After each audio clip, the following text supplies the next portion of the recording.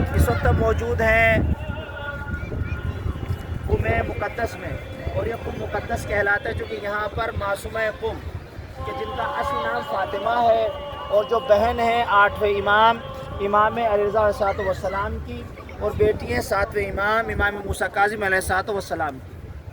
ایک سوال یہ بھی ہوتا ہے کہ یہاں پہ آپ کی قبر مطہر کیوں ہے؟ اس کے بارے میں ملتا ہے کہ جس وقت امام آئے ہیں تو اس بلایا، تو میں نے آپ کے سامنے عرض کیا تھا، بہت سے امام کے گھر کے افراد، آپ کی بہنیں، آپ کے بھائی، بہت سے چاہنے والوں نے سفر اختیار کیا تھا امام سے ملاقات کرنے کے لیے۔ تو آپ یہیں پہ آئی تھی، راستے میں آپ کے کاروان پہ ہم بہت تفصیل انشاءاللہ بیان کی جائے۔ کل راستے میں آپ کے کاروان پہ حملہ کیا گیا ہے، جو ان آپ کی عبادت گاہ بھی ہے جو بیت النور کہلاتی ہے، جہاں پہ کل انشاءاللہ ہم لوگ زیارت کے لیے صبح جائیں گے ناشتے کے بعد۔ تو وہیں پہ آپ رہی ہیں، علیم ہوئی ہیں اور بیمار ہوئی ہیں، آپ کی شہادت واقع یہیں پہ آپ کو دفن کر دیا گیا۔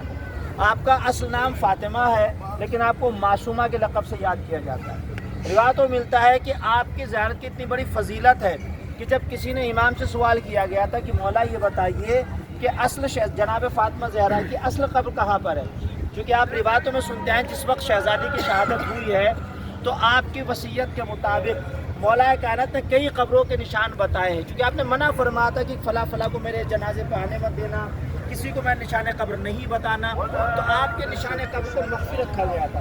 اب جب امام سے سوال کیا گیا مولا یہ بتائیے کہ شہزادی کی اصل قبر کون سی ہے، تو امام نے کہا کہ اگر امام نے بدمصلحت نہ ہوتی تو خود امام مولا کائنات نے آپ کو بتا دیا ہوتا، لہٰذا بیان نہیں کیا جا سکتا۔ احتمال قوی یہ ہے کہ آپ کی جو قبر اس وقت جنت البقیع میں ہے وہی آپ کے قبر مطہر ہے۔ پھر امام نے فرمایا اگر تم چاہتے ہو کہ میں تمہیں ان کی زیارت کا ثواب تم حاصل کرنا چاہتے ہو اور نہیں جا پاتے کسی مسائل کی بنیاد پر، پریشانی کی بنیاد پر، تو قم میں جانے کے بعد معصومہ قم کی زیارت کرو، آپ کو وہی ثواب ملے گا جو جناب فاطمہ زہرا کی قبر کا زیارت کا ثواب ہے۔ اور دوسرا آپ کے کرامات میں ملتا ہے کہ شہر قم کی خاص طور سے فضیلتوں میں یہ ملتا ہے کہ یہاں پر کوئی بھی انسان آج تک کوئی بھوکا نہیں سویا۔ ہو سکتا ہے دن بھر کوئی بھوکا پیاسا رہے، پریشان رہے، لیکن معصومہ کی برکت یہ کہ آج تک کا ریکارڈ ہے کوئی بھی شخص یہاں سے رات بھر بھوکا نہیں سویا، کہیں نہ کہیں سے اس کے کھانے کا انتظام اور اہتمام ہو جاتا ہے۔ اور آپ کے خود یہاں پہ در کے جو خادمین ہیں، آپ کے یہاں پر خدمت کرنے کی بنیاد پر فیض حاصل ہے۔ تاریخ میں ملتا ہے ایک مرتبہ یہاں قحط پڑ گیا، بہت زبردست قحط ہو گیا، بارش نہیں ہو رہی ہے، لوگ پریشان ہو رہے ہیں، کیا کیا جائے؟ تو سب نے علماء کے پاس سب لوگ پہنچے کہ صاحب آپ ایسا کیجیے، دعا فرمائیے تاکہ بارش ہو جائے، قحط پڑا ہوا، بارش نہیں ہو رہی۔ آج کے لوگ سب آپ نے ٹیوب ویل چلایا تو پانی آ گیا۔ تو 25-30 علماء جمع ہوئے، اس میں سے 6-7 کو سلیکٹ کیا، بعد میں 3 جو اہم ترین سب سے بڑے تھے ان کو سلیکٹ کر لیا گیا کہ بھائی یہ 3 پائے کے عالم دین ہے، بس یہی دعا فرمائیں گے، ان کی دعا اللہ مستجاب کرے گا تاکہ یہاں پہ بارش ہو جائے۔ اب وہ یہاں پر آئے 3 دن تک، جیسا کہ اعمال میں آپ 3 دن تک روزہ رکھیے، پھر نماز استسقاء پڑھی جاتی ہے، دعا کی جاتی ہے، تو سارے اعمال کر لیے مسلسل، لیکن بارش نہیں ہو رہی ہے۔ آپ دیکھیں کہ کسی کی امید کسی پہ ٹک جائے تو پریشر بہت زیادہ بن جاتا ہے۔ اب ظاہر ان کے اوپر بہت زیادہ پریشر ہے، اب وہ بہت زیادہ پریشان ہے۔ تو رات میں یہیں پہ دعا کرتے کرتے وہ سو گئے۔ شیخ قمی یہیں پہ پیچھے قبرستان نو ہے، کل انشاءاللہ اس کی زیارت ہم کرائیں گے۔ قبرستان اس میں شہداء کی قبریں پائی جاتی ہیں، علماء کی قبریں۔ تو شیخ قمی وہاں پہ دفن ہے، وہ خواب میں آئے۔ خواب میں آنے کے بعد انہوں نے کہا کہ بھائی کیا بات ہے، کیوں پریشان ہو؟ کہا بارش نہیں ہو رہی ہے، بارش نہ ہونے کی وجہ سے پریشان ہے۔